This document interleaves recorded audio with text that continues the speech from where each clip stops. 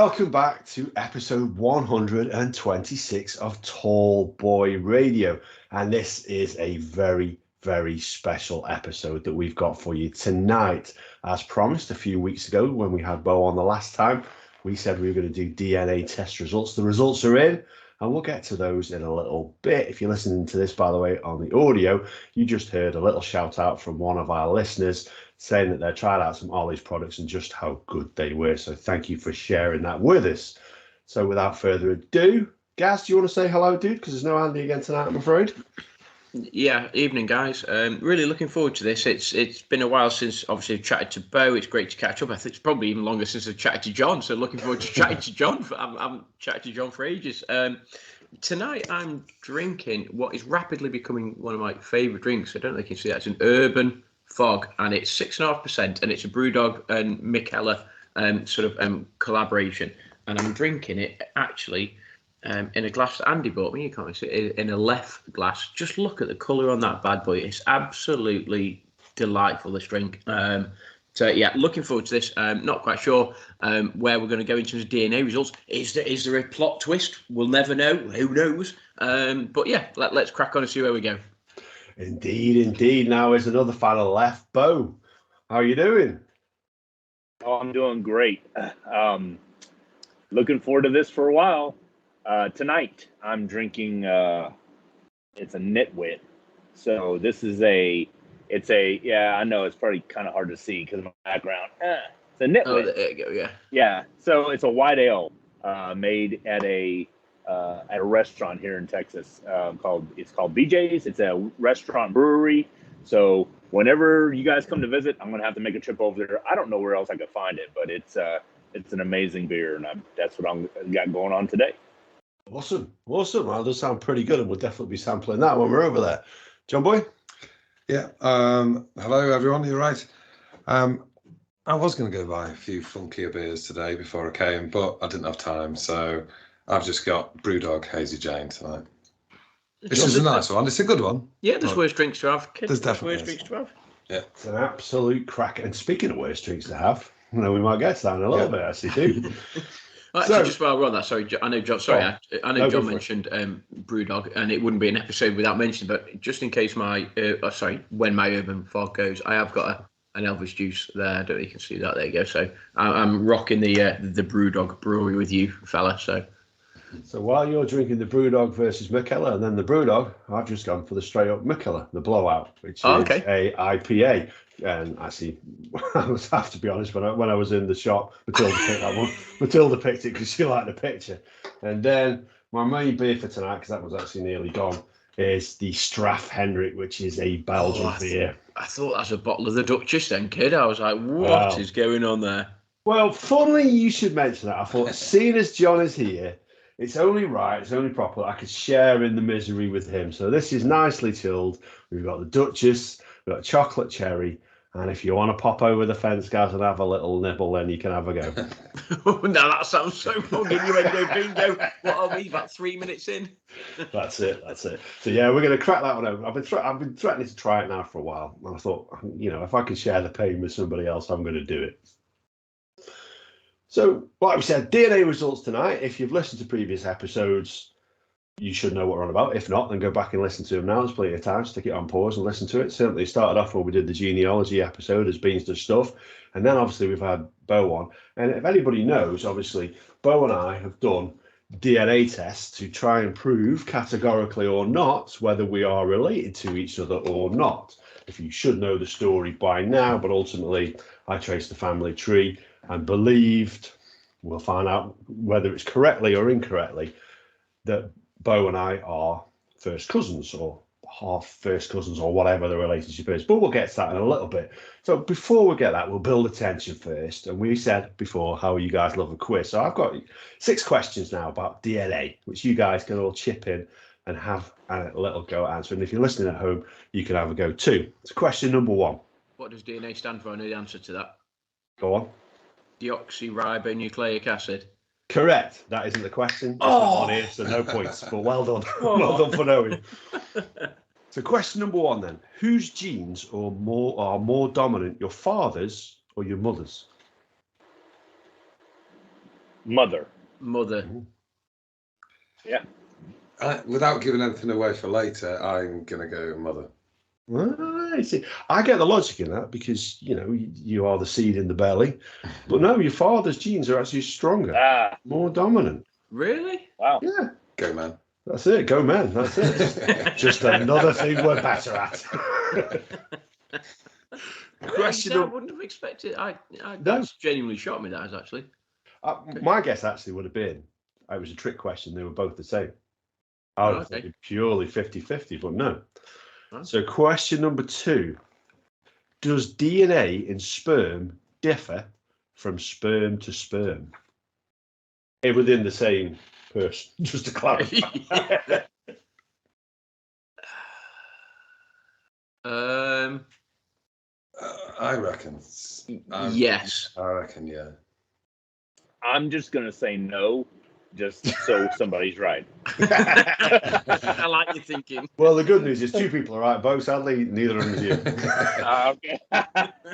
So, yeah, each sperm contains around 50% of your father's DNA, but it differs from sperm to sperm, which bit of DNA is passed on, which will explain why John and I have the same father, but have different coloured eyes. And actually, I think you can tell we're related. Probably the height gives it away. But other than that, I don't think we look hugely alike, No, I don't. which I'm sure John's probably grateful for. Put John's beard on you, dude. I reckon you look pretty similar, to be fair. You know what I mean? You say that, it looks like, especially with him sat in the background in the shadows there. If you watch this on video, I promise you, I'm not sat next to a bald Osama bin Laden. So here's question number 3. So 2 siblings, so say John and I, or you and Sid, could you share a 100% DNA match with them? Not twins, but 2 siblings have a 100% DNA match. Thinking logically from what you've just said on the previous question, I'll say no. I'd have thought no, yeah. Based on that, I thought beforehand they would have done, but yeah. I'm gonna say no. I'm gonna say no because I think that there's not going to be enough DNA. The DNA is going to be different, like you just said. Yeah. Well, the thing is, you're quite right. In most cases, and in pretty much all cases, that is not the case. However, it is technically possible, but the chances are around 70 trillion to 1. So it may have happened. It probably hasn't. So you're saying there's a chance. So Dumb and Dumber. Brilliant. Love that film. So question number 4. There's only 6 questions. So who are you closer related to? A parent or a child? So who do you share more DNA with? I'm going to say a child.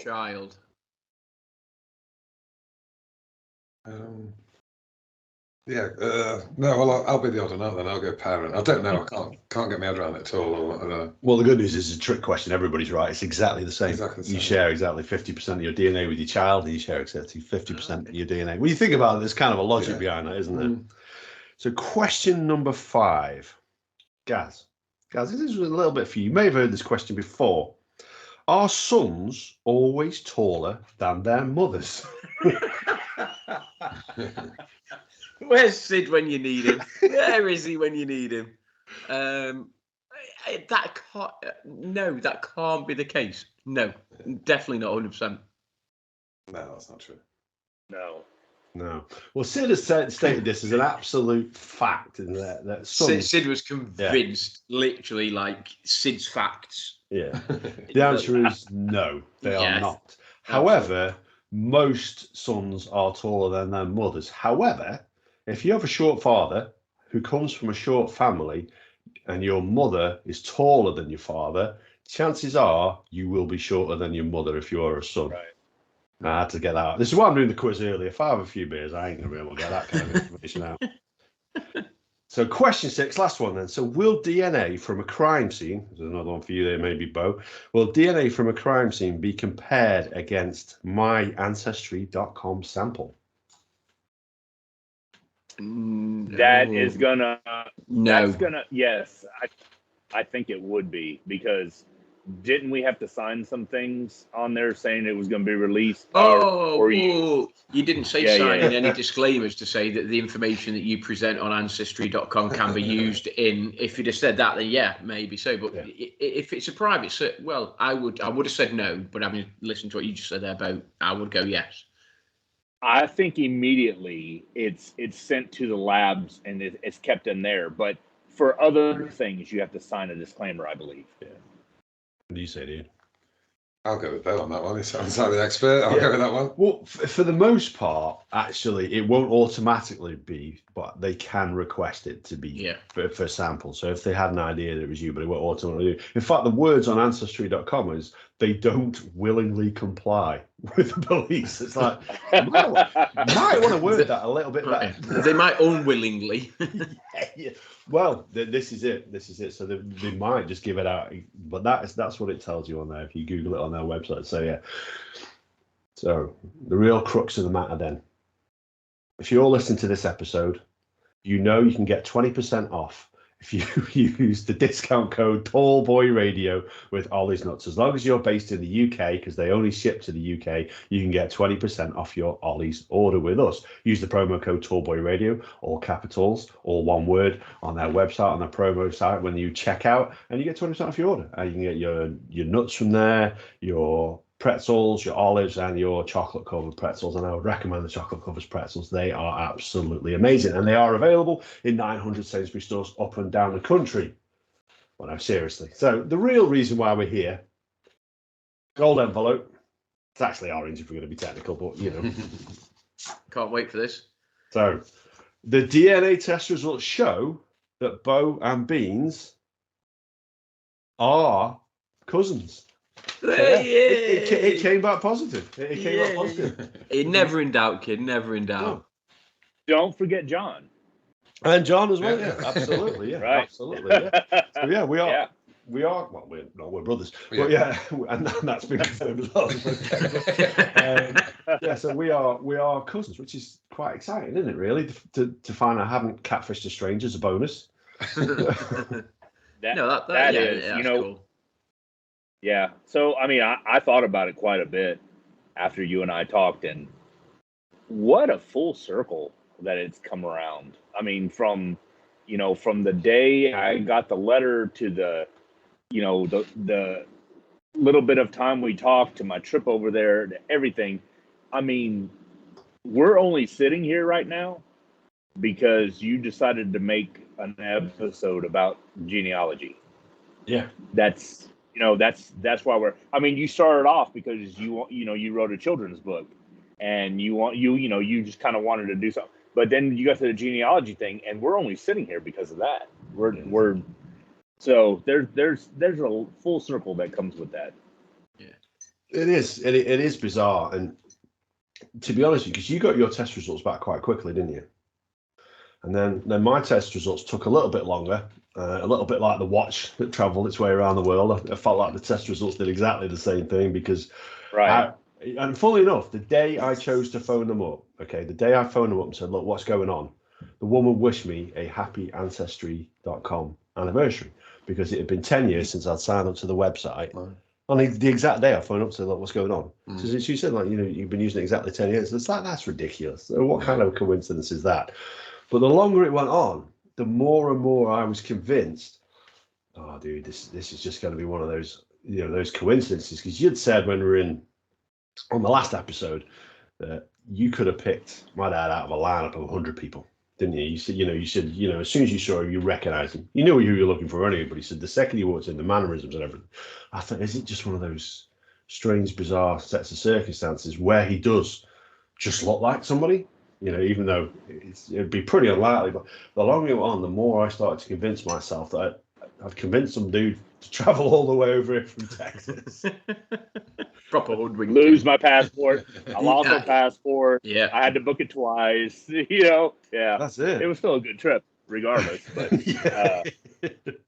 but it's just a story of. I mean, even just from an outsider, just a story of in Osage where sort of me, Adam, and John sort of lived for years and years and years. Dorothy Barnett, the shop Dorothy Barnett, and your surname. Just the connection it was, you know, from an outsider, it's like, wow, that's like pretty cool, because that effectively is, you know, your side of the family, Bo. It's amazing. Well, if you really think about it, Adam and John could have just as easily been a Barnett. Yeah.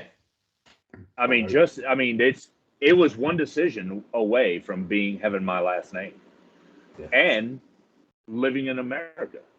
Yeah. So it's literally it really comes down to that. Both of them could be a Barnett right now, and both of them could have lived in America. I mean, there's one decision. That's what it came down to. Yeah. Yeah, it's crazy, isn't it, when you think about that? And you know, a couple of episodes ago, Gaz and I, we were chatting quantum physics, and you know, and how different things happen. And theoretically, if you think about a universe of infinite possibilities, you know, there's an infinite number of yous out there making exactly the same decisions. Somewhere out there, there's two good old country boys. You sat on your rocking chair there. You're doing it on a porch, enjoying a beverage, probably out of a Dixie cup or something. I don't know. But yeah, who knows? Who knows? It is a very, very unusual set of circumstances. But I'm glad and I'm delighted, to be honest with you. I'm absolutely delighted that we managed to get a scientific answer to that. So yeah, when you looked at it, so we share 6% of the DNA, so that falls right in the first to second cousin category. So it was bang on where it should be. Everything that we expected. To be fair, yeah, it actually. Go on, Bo. I was just saying that, you know, my brother Jack had actually looked it up, and like cousins should be around 12%, but the fact that we're half cousins is what brings it down to the 6%. And it's not just at 6%. There's one thing in there that makes us related, and you want to tell them what that is? Yeah. So one of the things that Jack had said was, you know, literally, you know, without you doing it, I just needed to do that DNA test, and if it came up on there, Indigenous American, there's no other explanation for that being on there other than, you know, my granddad being Leonard Barnett. And sure enough, on there, it's on Bo's and it's on mine, that we have that Indigenous American bit in our genome, which is incredible, really. You know, it's something that we didn't know, and I didn't know, to be honest with you, until I sat down. Even when I sat down and had this conversation with my nan, she never said anything about the Cherokee. When did we first hear that we had American relatives? How long ago was that?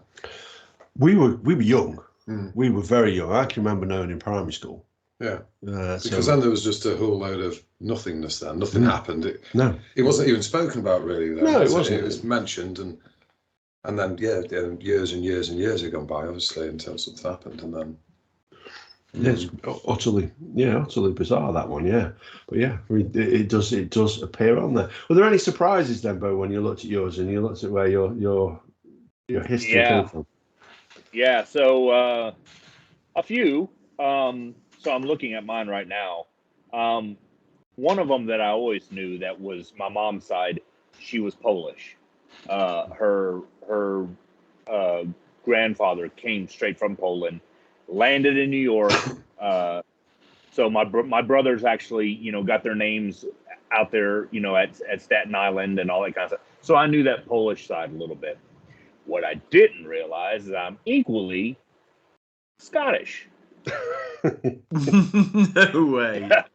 I am equally Scottish. I absolutely am. And funny enough, I am English as much as Fiends. Yeah. Really? Every bit as English as I am. Yeah. And you. But no, I wasn't going to say You see, that's like, that blows my mind a little bit. That's like weird. It's horrifying is what it is. When you hear the percentages, it's absolutely horrifying. It's horrifying for you when you find out how much Welsh you are. Yeah. Which is up there with my major issue with it all. With having a Welsh mother, I expected, well, look, I mean, you could have 50% from each, but it wasn't going to be that high because you're going to have other bits from elsewhere. But I did not expect it to be over 50%. I didn't expect it to be more Welsh than anything. You see, growing up, Beans always used to say, oh, you know, I'm quarter Welsh or whatever he used to say. And it's just like, clearly you're a little bit more than that, dude.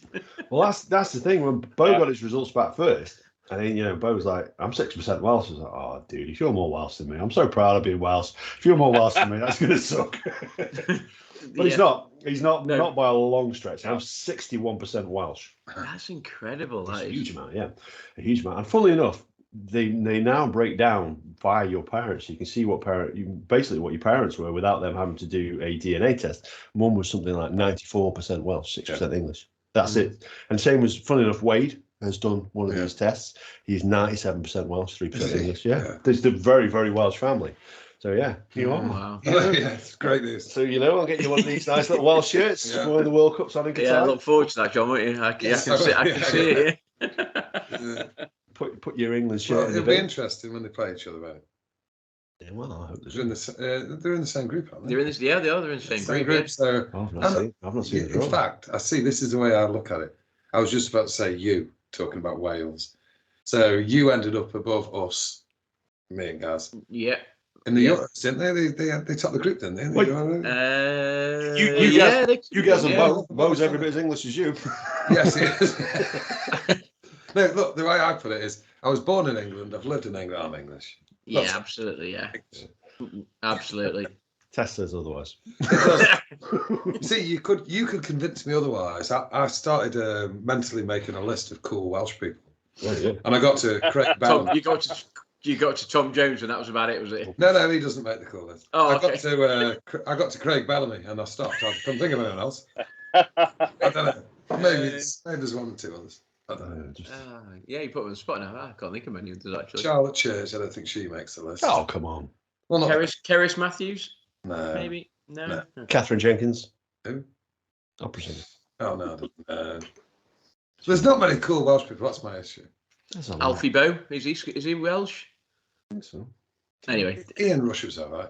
Yeah, Ian Rush is okay. He's all right. Yeah. So we're talking about old soccer players, as you would call it over the pod.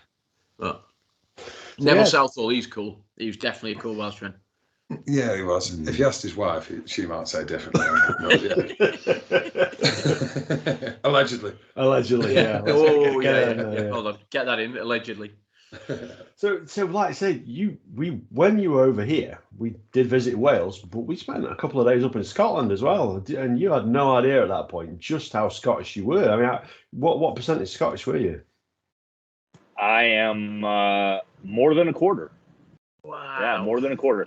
Yeah, more than a quarter. So it's I'm like a quarter Polish and a quarter Scottish. So that's my 50%, and then everything else kind of goes down into the the single digits, except for Ireland. I actually got 16% Ireland. Yeah. So you had no idea about Scottish heritage or no idea? None. I mean, other than me having red hair as a child, as red as beans as shirt. Wow. My hair was red until I was like 4 years old.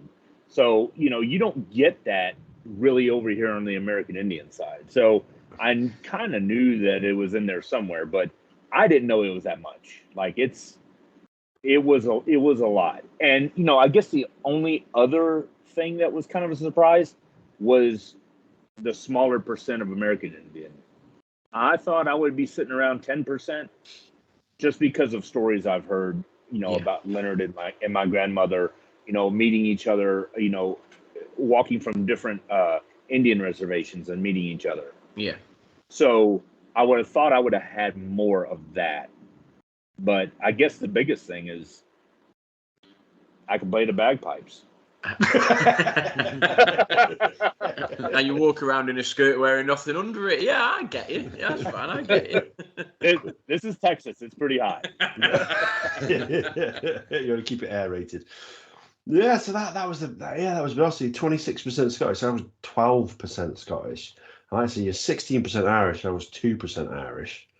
So yeah, it was very interesting for me. In fact, the way that they can pinpoint it. So from my nan's, where my nan comes into it, she and her family, obviously Leonard's side of it brings, like say the indigenous American, and then obviously the other bits and bobs. But my nan, literally, as far as I knew, had always lived in England. Not just lived in England, but always lived in and around the Stoke area. Yeah. And it breaks it down into that. So when it breaks it down into England and Northwestern Europe, it breaks it down to the Midlands, the West Midlands, and the Potteries. So that's how long her family have been around here. And the same with Mum, when you think about hers, how Welsh she is, it's Southeast Wales and Mid Wales, which is exactly where she was from. Yeah. Incredible that they break it down that accurately. Have you got any idea how it actually works? What do you mean? How do they know? How do they know? How do they pinpoint it down from your DNA? What different, nationalities you're made up by, or whatever, however you want to put it? Well, I can kind of tell you how they do that because I did a little bit of research on it. So what they do is they ask to use your DNA to kind of help other people, right? So they get people from different areas of the world and they group their DNAs together. So like mine it says Eastern Europe and Russia, but then the sub one is Southern Poland, Southeast Poland. So it broke it on down to Southeast Poland. And what it does is it groups all those people together and it can pinpoint those little areas that they're from. Yeah. So when your DNA matches something from theirs, they can pinpoint that specific area. Right. Okay. And one of the things it has on there at the very, very bottom, you are 1% Nigerian, aren't you? Was it Nigerian? Yeah. And we're 1% East Bantu people. And that Bantu, yeah, I don't know what that means. I mean, top Bants or what, I don't know. Well, that basically, I think you said yourself when you looked into it, that it takes us very, very, way back into our history and the origins of man. Yeah, it's just that little African bit of DNA concept. is where we came from. So would that be necessarily? And I know they don't go as far back as that, but when you look at sort of Pangea back in the day, where it's just one huge continent, and it started to drift, and it started to drift, and it started to drift, and then all of a sudden, I mean, I'm assuming it doesn't go back that far. I mean, how far back does ancestry go? I mean, I don't know. They say they'll track your history back to about, I think it's 7th to 8th cousin. So about in effect, you're talking about 250 years is what they're taking you back. So Bo, you had a huge list of people on there, didn't you, that you were related to, and it goes back to great grandparents and the split, but it goes off there. So you're related to them, but less than 1%. You're on mute, dude. I have went far as back as 12th great grandfather. Wow. And that takes it back to like the 1700s, and it brings it back to England. I was showing Beans, all the way back to England. They apparently, the Barnetts apparently came from England, moved over, and they went back and forth several times. So some people were born in England, some people were born in the United States, up and down the East Coast. And then they migrated their way to Texas, Oklahoma, Arkansas. That was kind of the area. But the whole Nigeria thing and the Bantu people, I actually looked that up. It's in Africa. So it's all kind of in the African area. And my whole feeling about it is it just goes back to where everything was kind of together, like you said. Yeah. And that's just kind of where everybody was. Yeah. Everybody was just kind of in that area and then started spreading out. As soon as the continent started drifting and all that, I don't know if it goes back that far, but yeah, you get it. It's just about everybody. Yeah. Would you ever be interested in doing yours, Gaza? I would. And looking at it sounds really like grandiose as such, but looking at the journey that you guys have been on in terms of, discovery and finding out actually where you are from, and you see it on TV, and is it Who Do You Think You Are? Is that what the TV program's called? And you get famous celebrity people that chart their history, sort of thing. And I just haven't really got the time to, to do it, and whether or not I would be as an avid researcher as perhaps yourself, Adam, and obviously subsequently Bo, I don't know. I'd love to know where. Yeah, I'd love to know where my family came from, and I think everybody would, wouldn't they? Is that not something that you would want to know? Yeah, well, it can end up quite disappointing. Not you, Bo. I don't mean that. It was another Welsh dig. It was, I mean, there is that. If I ever found out that I was like, I don't know, like more than 50% Welsh, I'd be like, yeah, I'm not a massive fan of that. I'll be honest. It would be a shock, yeah. It'd be. I can see you trying to process that, John. I'll be honest with you. You know, just going through it now. Yeah. Well, the thing is, well, go for it. Oh no, I was saying I actually bought one for my father-in-law because he knew his dad's side. He had no idea about his mom's side. So I bought one for him and he got his results back. And every day we're finding out more and more stuff. And he's excited. I mean, he knew his dad's side was German, but he knew nothing about his mom's side. And I'm coming up with all that stuff and he's just excited about it. So would Chris ever think about doing one, Bo, or not? Or yeah, I think Chris would do one. You know, right now, of course, it's, you know, she's getting the information about what her dad and mom were. Right. You know, so it's kind of giving her an insight of what she is, anyways. You know. Yeah. But it's not giving the percentages. But I'm telling you, anybody who can do it should. I mean. I've had people reach out to me. I talked to Beans. I've had a couple people reach out to me. Hey, cuz, you know, you look on there and they're actually more cousins than me and him. Wow. And I started asking questions, and now they don't want to talk to me.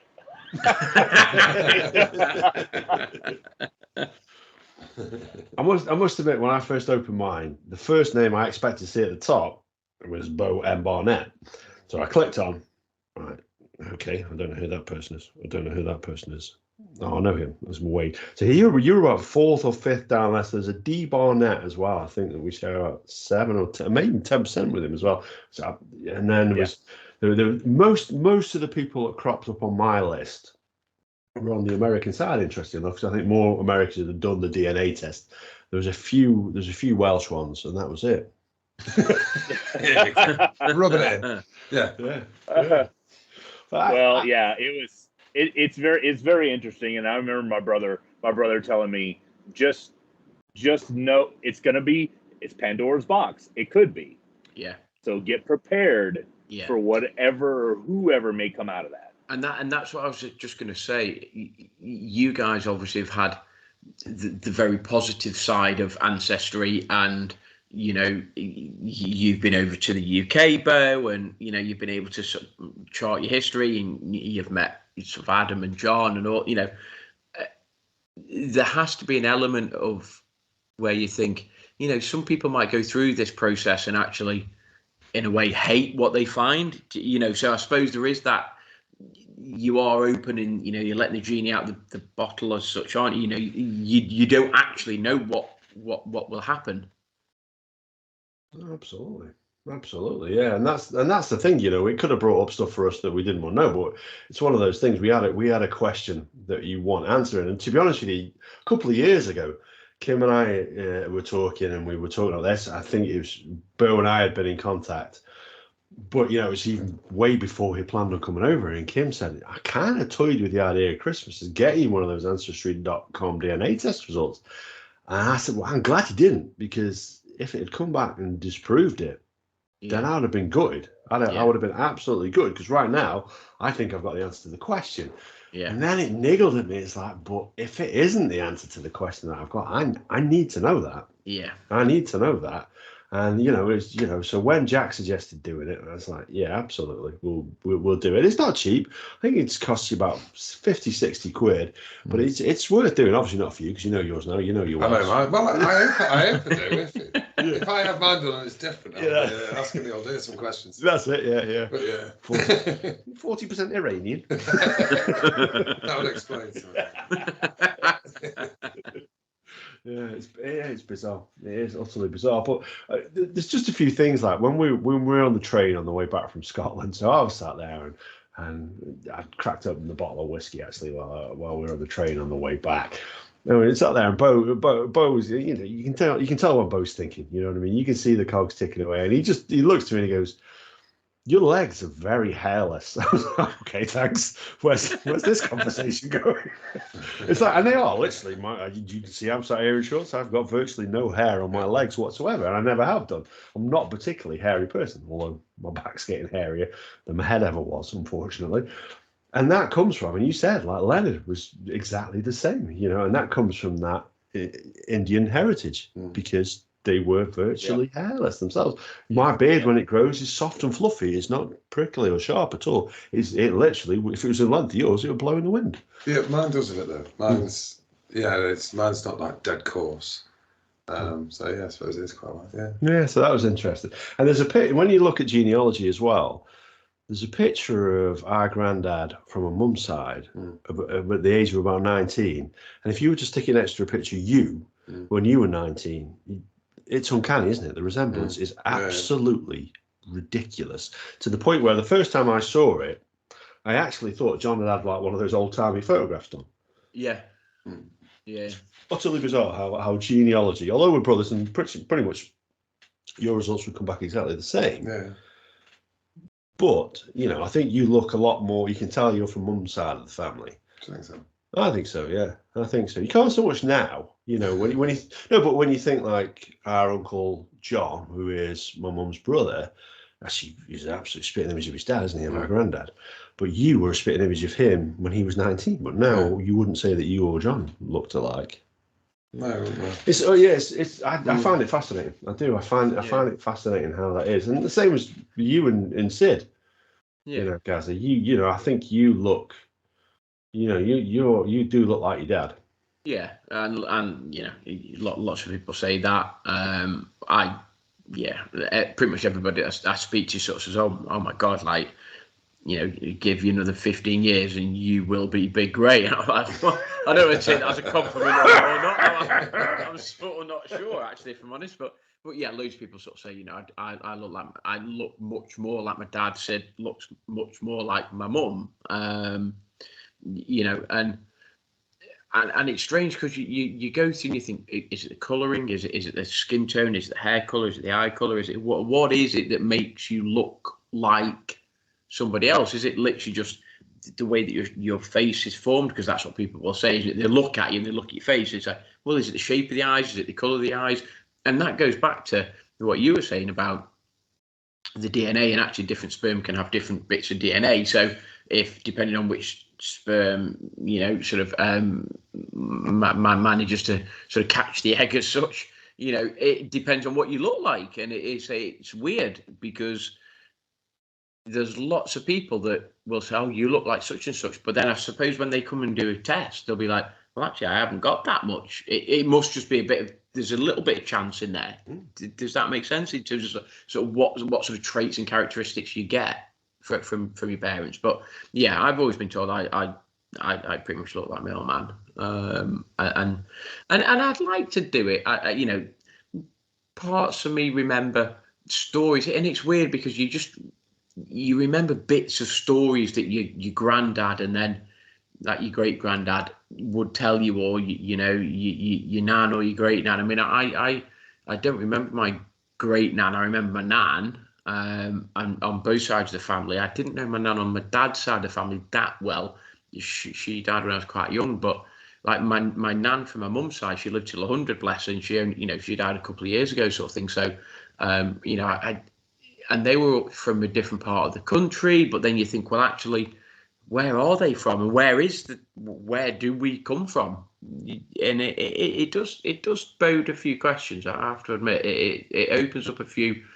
Well, I'm curious, and I will get round to doing it at some point. It's just when, it's just when I get round to it.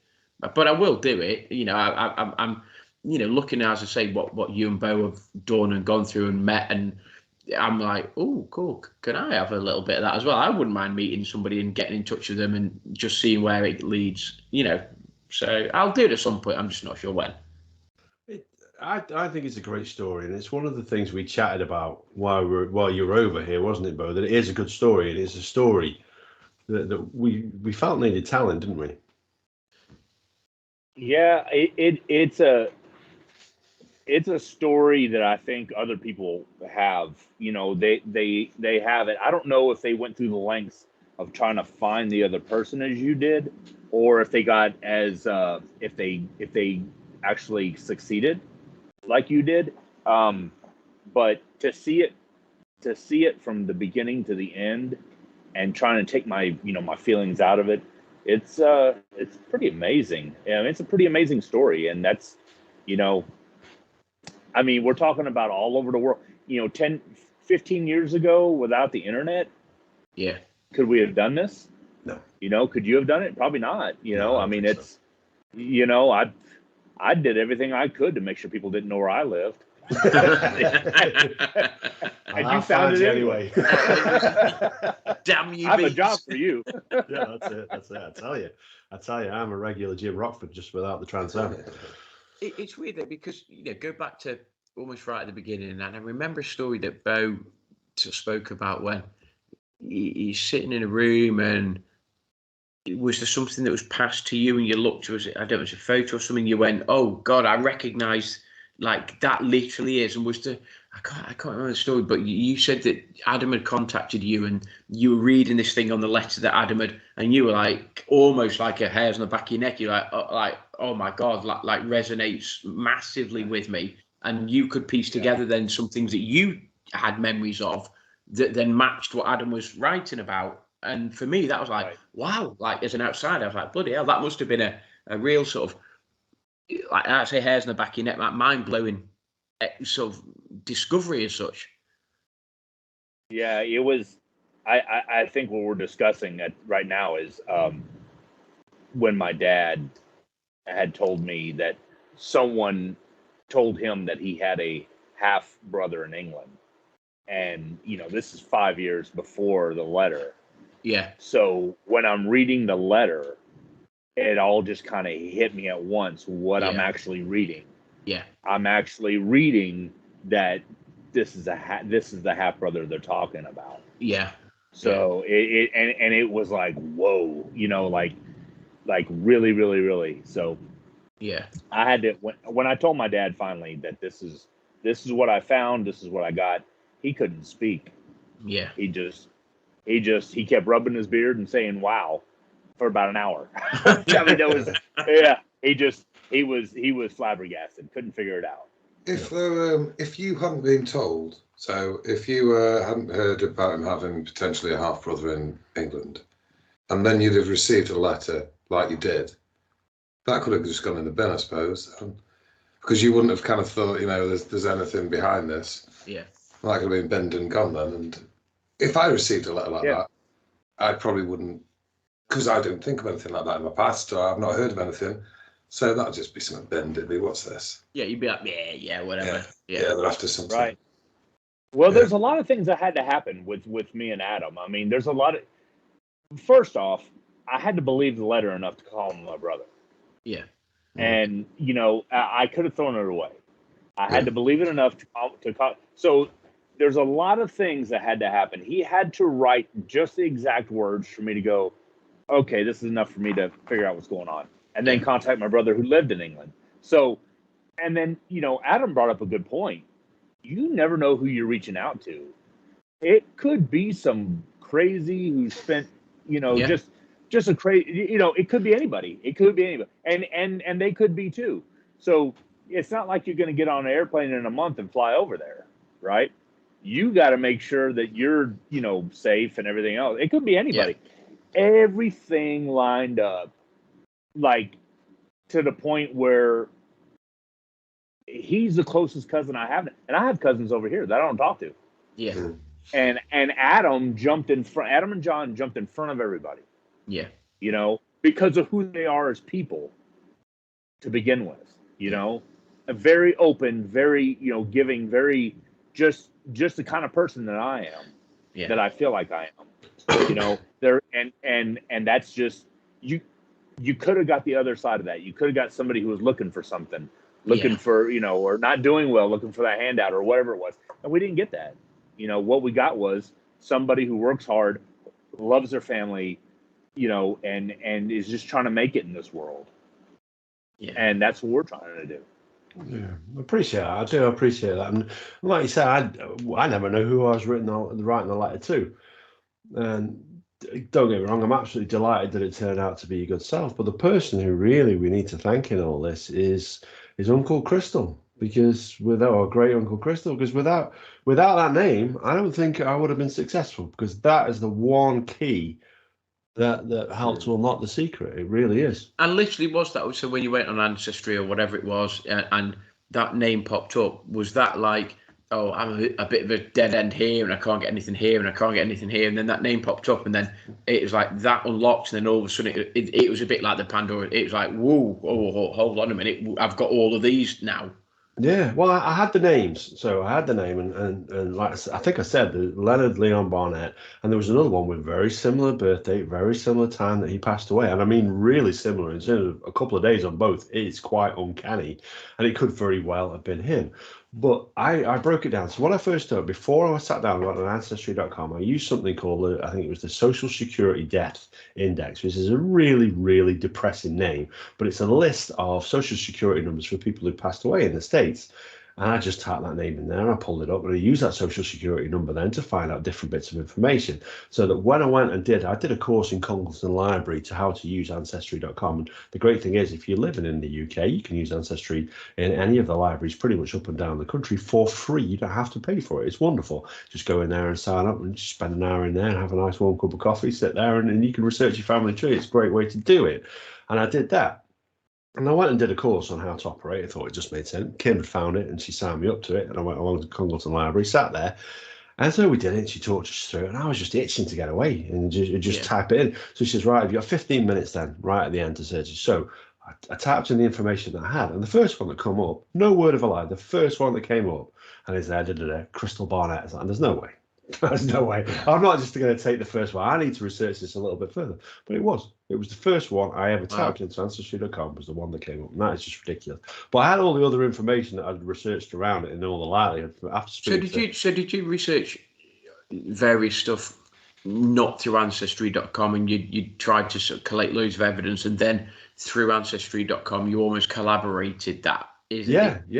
So I had a list of parameters that we were looking for, but then that literally just brings it up. And Ancestry.com is a fantastic tool. It's set up by the Mormons, and if you don't know anything about the Mormons, the way the Mormons work is you can, if you're a Mormon, you can then pray for your ancestors to convert to Mormonism after they've passed away. That's one of the things you do. You can have a sort of a post-mortem baptism, which is a very strange way of doing it, but that's the reason why they set it up, so you can successfully track your family tree and then help to convert them into the Church of the Latter-day Saints. I'm sure that's not what most people use it for. I would think not. I would think not. It certainly wasn't why I was using it anyway. I've not got the strange underpants on tonight in my releaser here.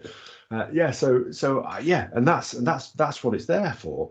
But obviously, everybody uses it for their own different ends. And yeah, it's for me, it's been a wonderful experience. It's been a great experience, and to have Bo here, I think Chris said when we were at the train station when I first picked you up, she said, "Are you going to get emotional to you?" And I said, "I don't know. I am a pretty emotional. You know me. I'm a pretty emotional guy," and I didn't know whether I would or not.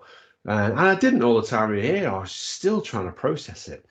And then I went and dropped them off at the train station. And then they gone. And they came back, and Kim had gone to pick Matilda up. Matilda had gone to Grandma's on the last day. So I came back. She left me with Jacob down on the day. And it's like, wow. And this house has been really busy for the last sort of week or so. It's been wonderful. It's been great. It's just been a totally incredible experience. It's just now there's me and JJ. And I said to him, I said, dude, we've done an incredible thing, haven't we, dude? We did an incredible thing. We took Bo and we met my dad and we did that, didn't we? He just looked me straight in the eye and went, monkeys. You're talking about DNA, and there's all sorts of links there, kid. I mean, 99.9% or whatever it is. You know what I mean? That's it. And I laughed, but as soon as I laughed, then all the tears came out. You know what I mean? Oh, you didn't get emotional, did you? Oh, massive emotional. Yeah, literally, he was just looking as if to say, Not funny, dude. You're crying about that big guy that was here for a week and now he's gone. Yeah. And you're crying about him. Is that what you're doing, dude? It was massive emotional release. It was just, it was such a hard. I don't think I can fully process it now. Yeah. But I just think it's a fantastic story, and it's a story that I am slowly but surely trying to put into text as we try and write the book at this point in time. So what's the? I think I know, but what's the premise of the book then? Is it journeys into ancestry? Is it an uncharted family history? Are you writing a bit, but is Bo you're writing a bit, and then is it like a collab, or is it Adam just that then? Yeah. So I mean, I thought about that a little bit, right? So Adam, for one, is a great storyteller. He is a great storyteller. Amen to that. I concur with that. Yeah, he is great. I had all sorts of ideas when I asked him, "Hey, we need to put this. We need to put this, on paper somehow, right?" I think if you do a collaboration, it's hard to link things. Yeah. Because of the way that he tells a story and the way that I might tell a story would be a little different, right? Yeah.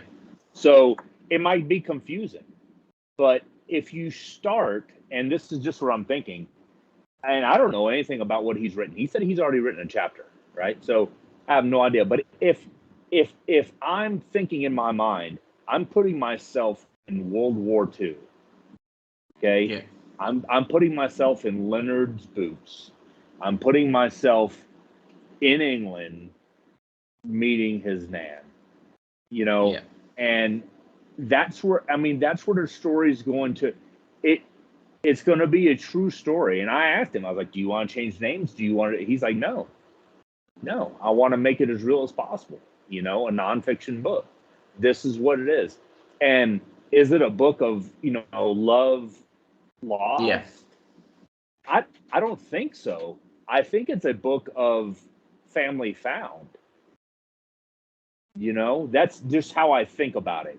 You don't want to, in my mind, I don't see it as love lost. Yeah. Because we both ended up how we are. I mean, sure, I'm sure there's emotions involved. I'm sure there was a lot of emotions involved, but I think it has more to do with what happened at the end than what happened at the beginning. It must have been replicated so many times, though, as well. When you think about how many in World War II, how many soldiers were stationed abroad, and the men from that country had been stationed elsewhere and things. There must have been so many incidences just like this thing. It won't be a solitary story. It absolutely won't. And do you know what? We could have all gone to our graves not knowing that story. Easily. You know what I mean? We could have easily, hopefully many, many years from now, gone to our graves and not known that we were all related. But I just think our life's a little bit richer for knowing that. And I wanted to share that story, and I've got to be very careful how I do it and make sure it's sensitive to my dad's telling of the story. Because one of the things he said to me was, he wants his side of it to be told as well. And, we've never really looked at it from his point of view. Let me make it very clear, we're not going to do that now because, we've never looked at it from his point of view. We've never told it from his perspective. And I think it's really important to tell it from his perspective as well and give him the credit and the justice that he deserves in it as well. It sounds like, I don't know. There was a film, I can't for life remember what it's called, but the film told a story, and they told the same story through the same timeline, but from three different perspectives. And it was, and one person perceived it in this way, and this was how he remembered the action unfolding, and this is how he remembered it. And then it then flipped like a third of the way through the film, and it came upon it. It was I can't for life remember the film, and then it all of a sudden became the same story in the same timeline at the same place, but for example, Bo was telling the story as opposed to Adam telling the story. So from Bo's, the timeline's the same because you've received the letter, but from Adam's point of view, he's telling the story. And then from Bo's point of view, he's like receiving it and telling it from his point of view, etc., etc., etc. So it was. And that worked as a film. I'm not saying that that's one thing you do as a book and stuff, but telling the same story on the same timeline, but from different perspectives, means that different people can hold on to different parts of the story. Does that make sense? Sort of thing? It does. Yeah, it does. Yeah, it does. Well, one thing I will say, I have asked Bo to write the foreword to it as well, so you will have input on the book, and I'm looking forward to seeing what he has to say about it. So it's his opportunity. That foreword can be 20 pages long if he likes, and just from his own perspective. But well, I mean, to be fair, I had to Google what a foreword was. Because I started writing a story. Honestly, I would be honoured, delighted, privileged to read whatever it is that you want to put down on paper, pal. Having the very, very, very 0.0001% knowledge of the journey that you've been through. If you want to write something down, mate, I'll read it. I've got no bother with that whatsoever. Yeah. I really think at the end of this whole thing, at the end of the book or whatever, at the very least, we're going to have something to be able to pass down for our family. You know what I'm saying? That's going to be the biggest thing for me. You can pass this down and say, this is what happened in the 2000s. I mean, this is the kind of thing that happened. It's about creating legacy, isn't it? And you know what? And who was it said to me? It was, I can't remember who it was now, but it might have been one of my uncles. And he said, you know what? And he's obviously much older now. And he went, you know what? If God forbid anything happens to me, I'd like to think that I've lived a life and I've enriched a life and I've touched lots of people's lives, and I will be happy with what I've done. And it's about creating that. And he spoke quite passionately about family and the need for family. And the Pickford family is, we're quite tight. We don't see each other that often, but we're very tight as a family knit unit. And you might not think that, from looking from the outside, but we are. And he very much spoke about family and the need for family and creating a legacy of, actually, you know what? If I do go, I've left this. And it goes back to that, isn't it? It's like, can you leave it? Can you leave something behind that the future generations of your family can grasp and can hold and relate to? And if you can do that, then amen, absolutely, you've done your job, sort of thing. Well, that's actually the point. If you look back, I'm sure Hugh Barnett in 1715 in England didn't know we were going to be having this conversation right here. I mean, there was 5 Hugh Barnetts in a row.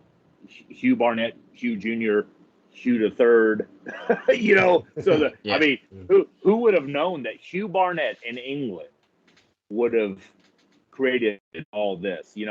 You're not thinking about your legacy so much back then, and actually you're not thinking about so much about your legacy right now.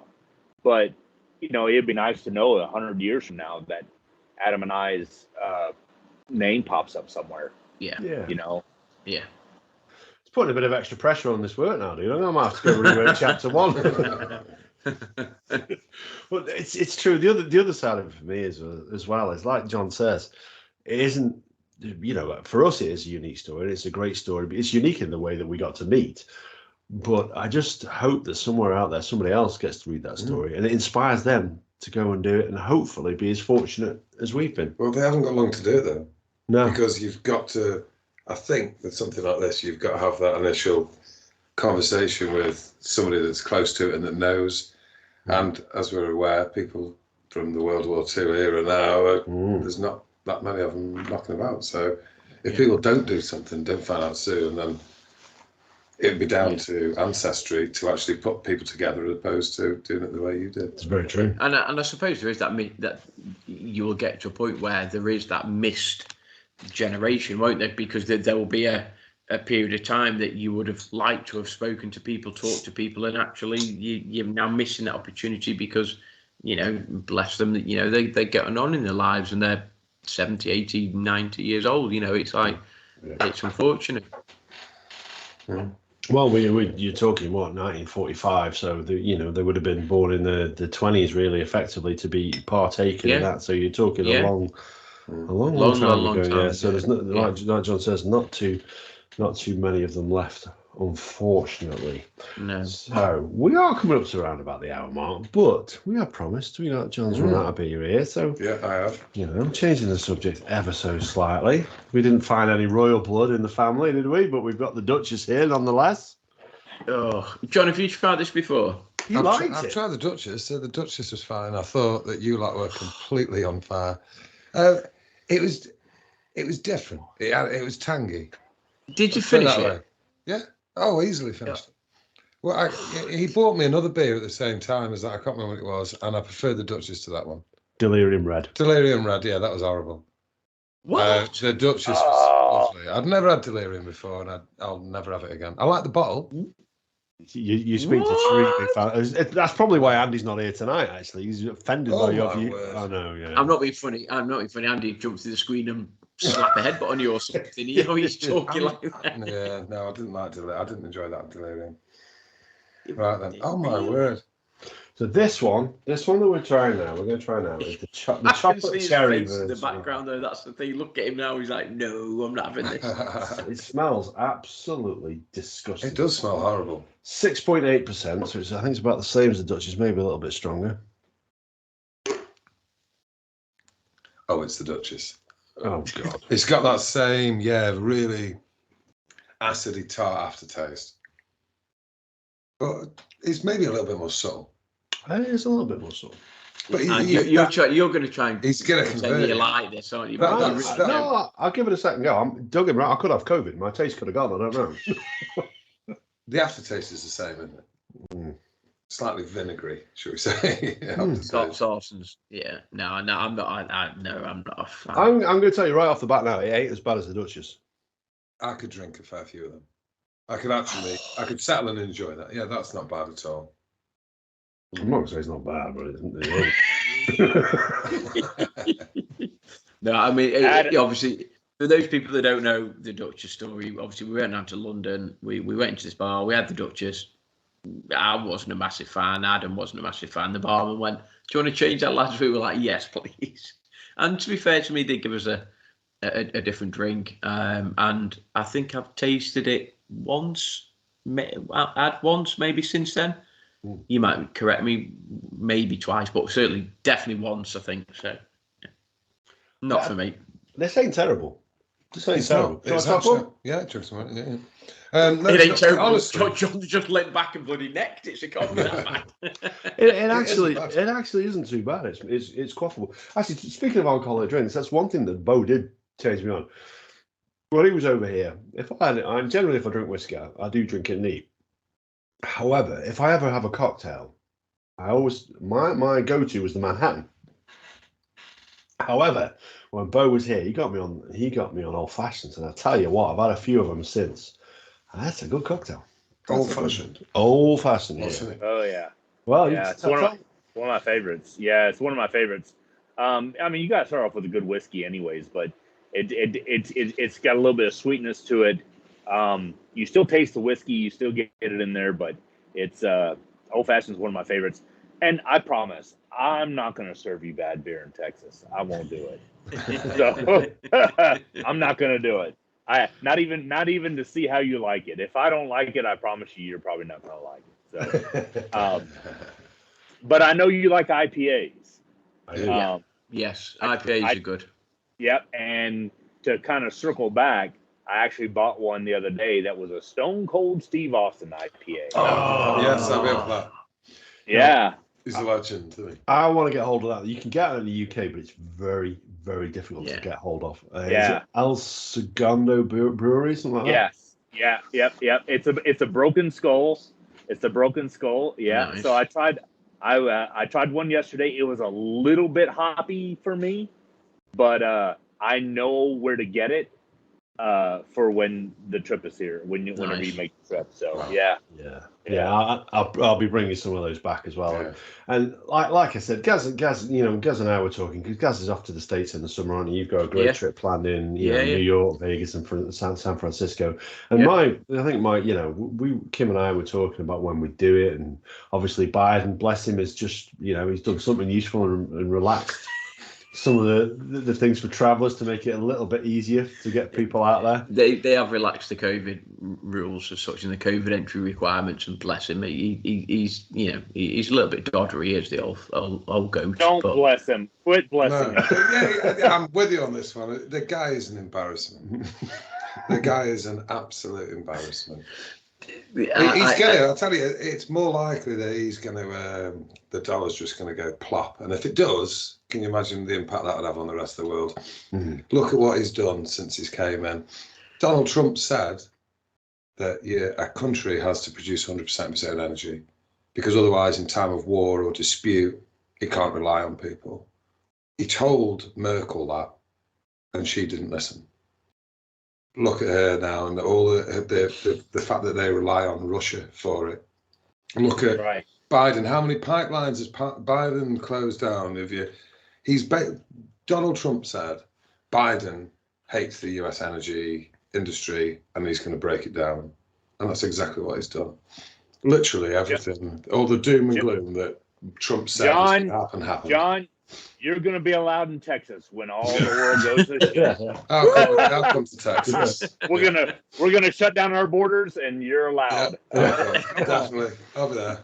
I don't know if you heard that, guys. Just in the distance, I think I heard Johnny Simo going, "Amen, amen." he's actually on Facebook now, posting about it, and tweeting about it. That's what he's doing. Yeah, Johnny Simo. He's not a big Biden fan at all, is he? I don't see how anybody could be. No, I honestly don't see how anybody could be. Well, there are I don't know. 40 or 50 or 200 million now. However many people that voted for him that obviously were. Well, exactly. That's what I was going to say. I don't know if you. You haven't gone there, have you, Bo? Did they? If you've if you haven't seen that documentary, 2000 Mules, it's well worth watching. Talking about the 2020 presidential election and the alleged corruption involved in it. Well, if you watch it, you probably won't want to say alleged. You just say, and the corruption involved in the 2020 election. Yeah, Gary, did you know this? Let me ask you one question. Go on. See if you know this. Okay. In America, yeah, when they come to cast their vote, they literally can walk up to what we would describe as a post box in the middle of the street. Yeah. The letter comes through the post with a name on. They open it up, and then there's obviously no name attached to it because you can't link who you voted for. And they go and put it in a post box. It's not like they don't have to go to They're not schools, voting booths and nothing like that. No. It's in the street. It's a street. It's something that's put up that they go and do. It is so open to abuse. I know that they were talking about like various dead people that were like voting and they've been dead for so many years, and people posting the dead people's votes and all sorts of stuff. So there's all sorts of rumours and scandal and this, that, and the other, and And, it doesn't go on for long. Watch it. Watch that 2000 Mules. You can download it. It goes on for about an hour 20. It's well worth watching. Even though we might have touched on it in the past on various podcasts, I'm not a massive sort of talk about geopolitical issues to surround various other countries. We are listened to in 47 countries. Are we at maybe 47 countries? So and if we commented on every geopolitical situation in each of those 47 countries, we probably wouldn't have a podcast. So there we go. You know what I mean? So you know what, we're listened to all over the world and in various places. Right. But there are a few people that we now are in touch with from across the pond in the good old US of A who are less than enamoured with Mr. Biden. Let's just put it like that. Jonathan just too. The Alamo is 45 minutes that way. we'll circle the wagons. Yeah, definitely. And just a quick shout out as well while we're doing that. A quick shout out to the Toddcast. Obviously, Todd's decided to call it a day on the old podcasting front. What's all that about, dude? If you want to come onto our podcast, anytime you want to come onto our podcast, dude, you can come onto our podcast. We'll happily have you. Can't believe you're hanging up the mic. What are you doing? Get back on it. Sort it.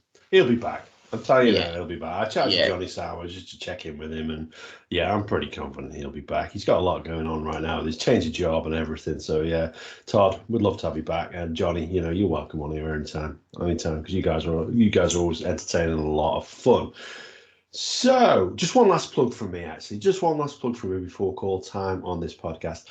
get onto YouTube. I'll stick a link in this podcast as well. Search out TiddyTube.